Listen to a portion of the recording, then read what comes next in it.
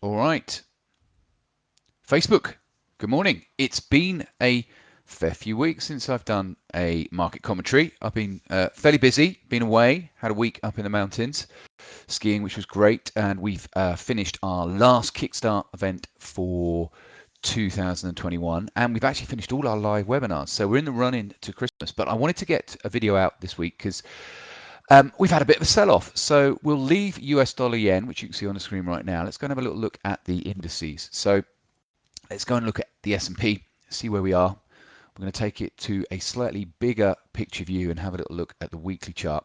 And the reason why I want to start with the indices is we're seeing a bit of a common theme. We've obviously had a bit of a sell-off over the last couple of weeks. You'll see the last 2 weeks here have been a sell-off. Now, this isn't a huge sell-off. A lot of the media is talking about it and hyping it up like it's a big sell-off. But relative to the previous pullbacks, you can see we're not actually in anything huge, but let's look and see where we could think of things potentially going, or where we could see things potentially going. So you see I've got a little bit of a trend line on here. I've started down at the lows of 2020 and the higher lows that created the higher high just there. And you can see that the S&P has sold off, come down to its weekly 21 moving average in line with that trend line. So at the moment, this is key for me on the S&P futures, is are we going to maintain this and stay above this trend line and react to this level and start to push back up? Or are we going to see price take out last week's low, take out the 21 moving average? If we see that happen, then what I'm looking for is to see where this weekly candle closes. All right, so the S&P is in focus there. Now I'm going to nip to the Dow so you can see this in comparison, because the Dow, in terms of its recent price action, if you were to use the same principle, there's the trend line in here. You can see the difference here is we've had a close below the trend line, but you can see that we're still staying above this previous support level. So if you relate that back to the S&P and you say, well, the previous support level on the S&P is further away, but on the Dow, we're still maintaining the lows here are still above these prior lows. So again, similar principle with the Dow, although it does look like it's slightly further on. That's what I'm looking at, is what are we going to see with this week's candle. If I have a little look at the Nasdaq, looks a little bit more like the S&P. If you do a direct comparison, you can see very similar here. The Nasdaq hasn't quite made on the futures, hasn't quite made its 21. So two of the markets still maintaining that upward structure. Very simple, higher highs, higher lows, and at the moment have not yet broken the trend line. It's only the Dow futures that's that little bit further along. So going to be keeping a close eye on that, but very specifically looking at the S&P and the Nasdaq to see whether or not they maintain that, well, what we would call those upward momentum cues, which are higher highs, higher lows, the trend line and the moving averages. So watching those just there. Does it across the board? The indices have opened up positive so far this week. I'm actually going to jump down. We're on the DAX now. I'm actually going to jump down to the daily so we can just see this. So a slight upward move here. Back on the S&P, you can see that slight upward move. So again, looking at the daily chart, hovering around our daily 50 moving average there on the S&P. Same on the Nasdaq. So a bit of a reaction to that daily moving average. Will that maintain? For me, over the short term, if we do react and we do start to push up, then I'm looking at this area here, which is approximately 50% of that move, and it's also where the daily 21 moving average is. So I will look very carefully to see if we come into this area here. So if we do bounce back up, do we stay trapped in between this area here, or do we push and go back up for the previous highs just there? Exactly the same with the S&P. I don't even need to redraw it. I can see, look there. Do we push up from here into this area and then come back down and roll over, or do we go back up for these highs just here? So at the moment, yes, we've had this bit of a sell-off over the weekend. Yep, some of the cryptos were selling off as well. I think Bitcoin has sold off. Yeah, most of them have all sold off. Just looking across here, I can pull in some of the crypto charts you see. So Bitcoin had a bit of a sell-off down towards its daily 200 moving average, went a little bit lower, and then Ethereum had a little bit of a sell-off, not as severe on Ethereum, but you can see there Bitcoin has had that sell-off, got in a retest of the September lows.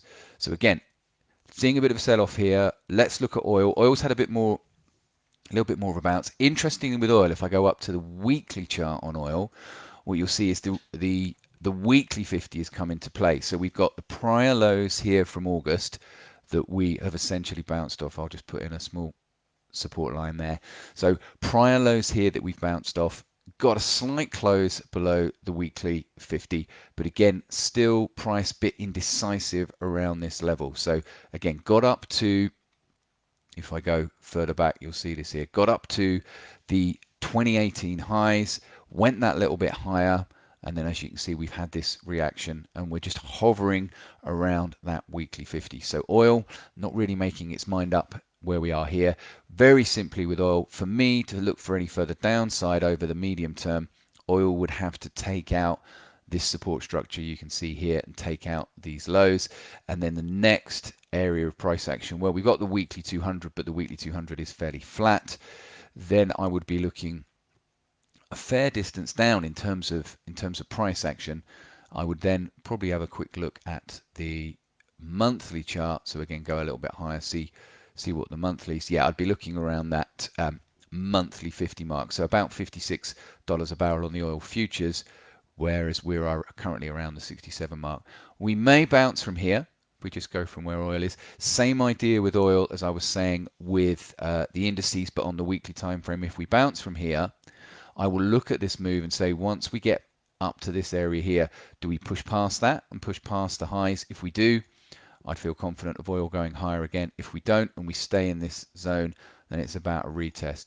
So yeah, we're in a little bit of no man's land here based on the weekly chart. There is some room shorter term on oil. If I go down to the daily, there is a little bit of room in here.